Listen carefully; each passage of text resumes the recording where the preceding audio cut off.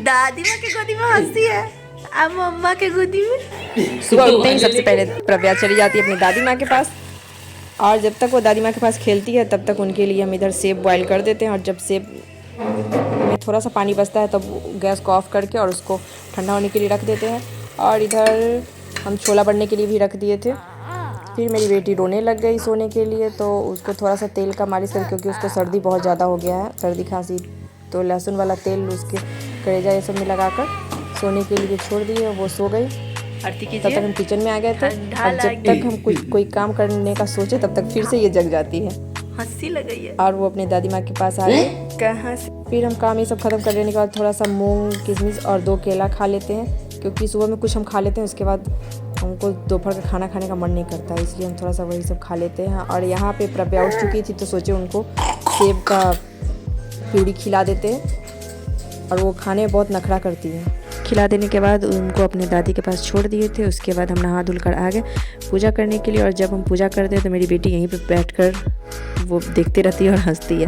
उसके बाद हम लोग खाना ये सब खाकर चले गए थे कुछ काम से बाहर, वहाँ पे काम भी नहीं। वो वहाँ से आने के बाद देखे तो पतिदेव ये भेज दिए थे।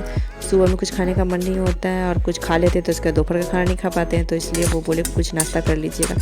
फिर मेरी बेटी उठ चुकी थी, तो उनको दादी माँ के पास छोड़कर उनका सैलेड ख़त्म हो गया था, तो वो बनाने के लिए हम आ गए।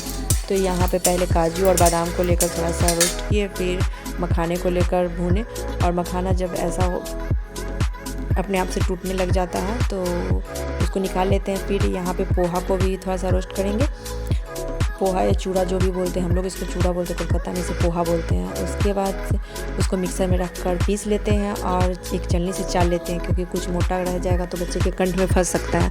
तो यहाँ पर उसको चाल लेने के बाद एक डब्बा में स्टोर कर लेते हैं। हम थोड़ा ही बनाते हैं क्योंकि मेरी बेटी बहुत नखरा करके खाती है, तो इतना ही छोटा सा डब्बा में बनाते हैं। उसके बाद 2 चम्मच या 1 चम्मच लेकर उसमें गर्म पानी मिला देते हैं, और यहाँ पर देखिए मेरी बेटी कितना नखरा करके खा रही है। फिर उसके बाद वो खिला देने के बाद पानी यहाँ से पिलाकर फिर ले आए रूम में, और रूम में मेरी बेटी खेल रही थी। वो दादी माँ को देखकर खुश हो रही। यहाँ पे उनकी दादी आई उनको मालिश करने।